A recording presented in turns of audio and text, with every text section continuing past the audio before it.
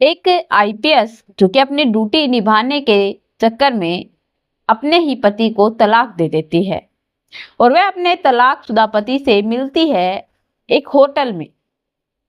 जब वह एक केस के सिलसिले में कहीं जा रही थी, तभी वह अपने ड्राइवर से कहती है कि मुझे बहुत तेज भूख लगी हुई है और पता नहीं केस सुलझाते वक्त कितना टाइम लग जाए, शायद हमें शाम को वहीं ठहरना भी पड़ सकता है। तो पहले एक काम कीजिए, आप किसी होटल में रोक लीजिए, खाना खाकर फिर चलेंगे। उसकी बात से सभी लोग सहमत थे। जो उसके साथ इंक्वायरी जांच पड़ताल करने के लिए जा रहे थे, वे सभी लोग इस बात से सहमत थे कि हमें पहले खाना खाना चाहिए, फिर उसके बाद अपनी ड्यूटी निभानी चाहिए। न जाने वहां पर कितना टाइम लगेगा, तो शायद हमें पहले ही अपना खाना खाकर यहाँ से जाएंगे तो शायद पूरा फोकस अपने ड्यूटी पर कर पाएंगे। वह लोग जैसा मैडम कहती है वह वैसा ही करते हैं। पास में एक ढाबा आता है। ढाबे इधर उधर जो है देख रहे थे तो रोड के लेफ्ट साइड ढाबा दिखाई देता है, वह वहां रोक लेते हैं।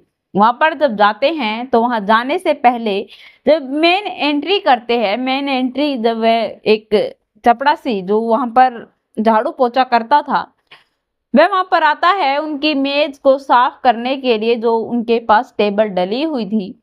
तो दोस्तों, जो वह आईपीएस थी, वह लड़की सुमन, वह उसे देखकर चौंक जाती है, क्योंकि वह सुमन का पति था जिसके साथ उसका तलाक हो चुका था।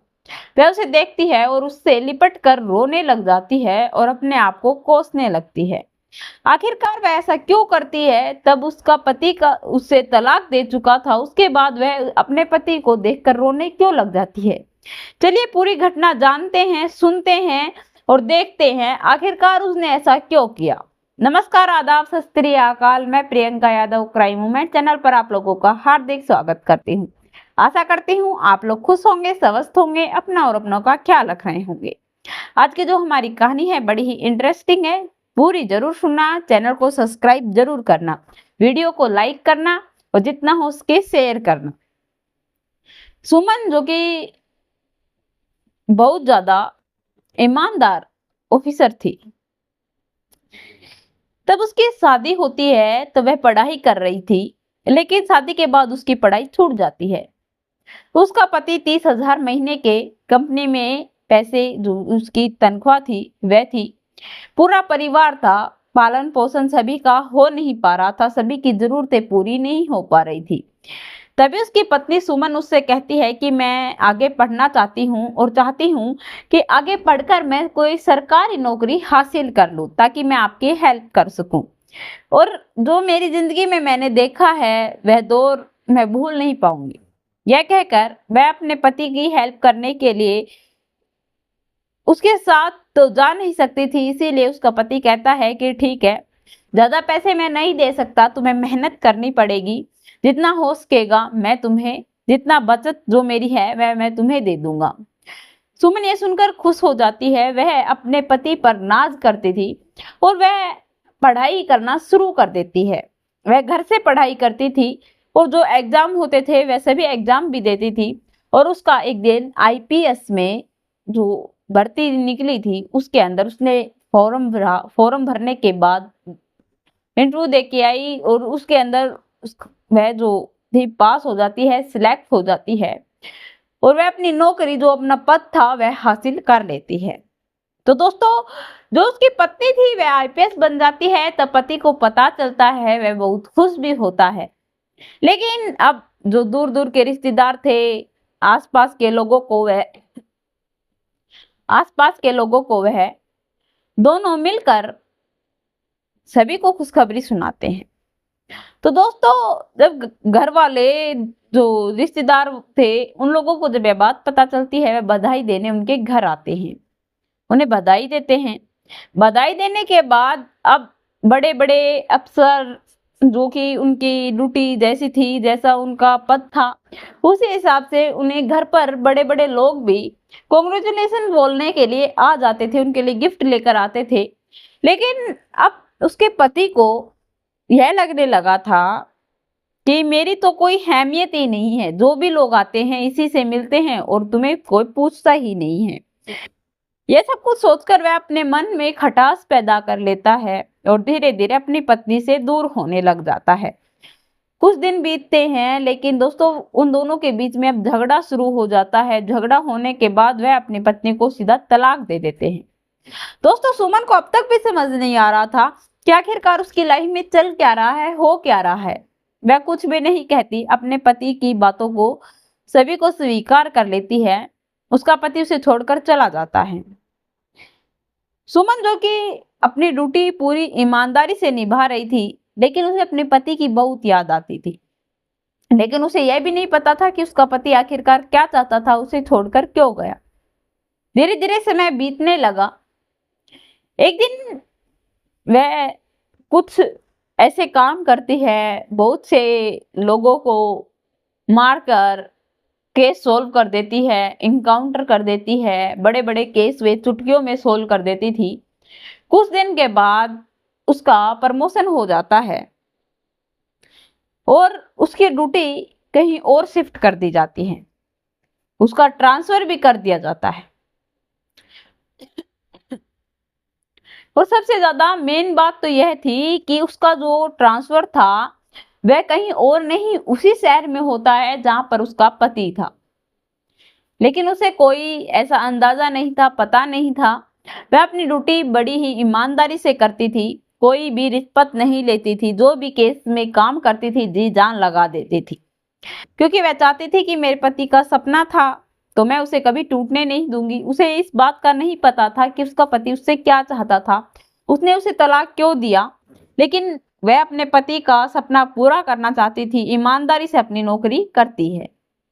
तब वह एक केस उसके पास आता है, उसकी इंक्वायरी के लिए वह उस शहर के अंदर जा रही थी।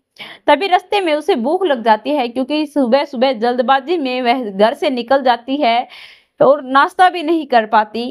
तभी वह जा रही थी, तभी हाईवे के ऊपर तब वह अपने ड्राइवर से कहती है कि ड्राइवर, अगर कोई खाने का ढाबा या होटल मिले तो उसके अंदर रोक लेना, हमें खाना खाकर चलना चाहिए, क्योंकि बहुत देर हो जाएगी, शायद शाम को या रात को हमें रात वहीं बितानी पड़े। सभी ऑफिसर जो उसके साथ जो तैनात थे, जो ड्यूटी कर रहे थे, वह उसकी इस बात से सहमत थे कि हमें खाना खाकर चलना चाहिए, ताकि हम अपना पूरा ध्यान अपनी ड्यूटी पर फोकस कर सकें। वह लोग यहाँ वहाँ इधर उधर रोड के आसपास अपनी निगाहें गड़ाए बैठे थे कि कोई खाने का प्रबंध हो जाए तो अच्छा होगा। तभी उन्हें एक ढाबा दिखाई देता है। उस ढाबे को वह देखते हैं और देखने के बाद वहीं पर अपनी कार को रोक देते हैं। रोकने के बाद वह उस ढाबे पर जाते हैं। जाने से पहले वह जो आईपीएस सुमन थी वह गाड़ी से उतरती है। गाड़ी से उतरने के बाद जब वह अंदर जाती है तो वहां देखती है एक गार्ड, जो कि एक चपड़ासी था। चपड़ासी जो देखती है, उसे देखकर वह रोने लग जाती है। जो उनकी टेबल साफ करने आया था उससे लिपट कर वह रोने लग जाती है। सभी लोग उसे हैरानी से देख रहे थे कि आखिरकार यह इन्हें कैसे जानती है, इनसे लिपट कर क्यों रो रही है। तो वह देखती है और उससे बात करने की कोशिश करती है और पूछती है कि आप यहाँ क्या कर रहे हो।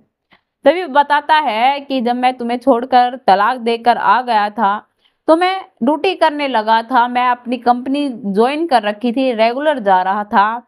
लेकिन एक ऐसा दिन आ गया था जिस दिन मेरी तबीयत बहुत खराब हो गई थी। उसके कारण मैं 2-3 दिन अपनी जो कंपनी थी उस पर लीव पर था। जब मैं ड्यूटी ज्वाइन करने के लिए गया तो वहां पर किसी एक नए सदस्य को ड्यूटी दे दी गई थी। मेरे पास कोई कारोबार नहीं था, पेट भरने के लिए कमाना बहुत जरूरी था और अब मुझे यही नौकरी मिली तो मैं यही करने लगा। मैंने सोचा कि शर्म की क्या बात है, अगर पेट पालना है तो मेहनत तो करनी पड़ेगी।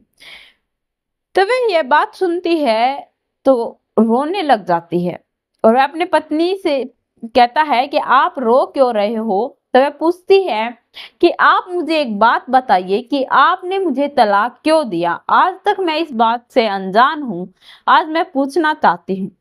तो वह बताता है कि मैंने तुम्हें तलाक और तुम्हें छोड़ने का निर्णय इसलिए लिया क्योंकि मैंने सोचा कि तुम आईपीएस बन गई हो, तुम मेरे साथ अब खुश नहीं रह पाओगी, तुम्हारी तनख्वाह भी मेरे से ज्यादा है, और जो भी लोग आते थे तुमसे मिलकर चले जाते थे। मैं अपनी इंसल्ट महसूस करने लगा था, इसीलिए मैंने ये फैसला ले लिया कि मैं तुमसे दूर हो जाऊं, तभी ठीक रहेगा। इसीलिए मैंने तुम्हें तलाक दे दिया। तो वह अपने पति से कहती है कि मैं जब ये नौकरी हासिल की है आपकी बदौलत से, और आपने ऐसा सोचने की गलती भी कैसे कर ली? आपने कैसे सोच लिया कि मैं यह सब कुछ सोच रही हूँ? और मैं आपको इस तरह नीचा नहीं दिखाना चाहती थी, और जो मैंने ड्यूटी हासिल की वह किसी और की नहीं बल्कि आपके बदौलत से की थी। मैं आपको न जाने कहां कहां ढूंढ लिया था, लेकिन आप मुझे कहीं भी नहीं मिले। तो दोस्तों, उसकी पत्नी उसे समझाती है और अपने से फिर से जो रिश्ता था उसे जोड़ने की बात करती है। लेकिन वह कहता है कि तुम कहाँ आईपीएस और मैं एक छोटा सा चपड़ा सी, हमारा मेल कहाँ मिल पाएगा? वह कहती है कि मेल दिल का है, नौकरी का नहीं। और आप से किसने कहा कि आप नौकरी करो?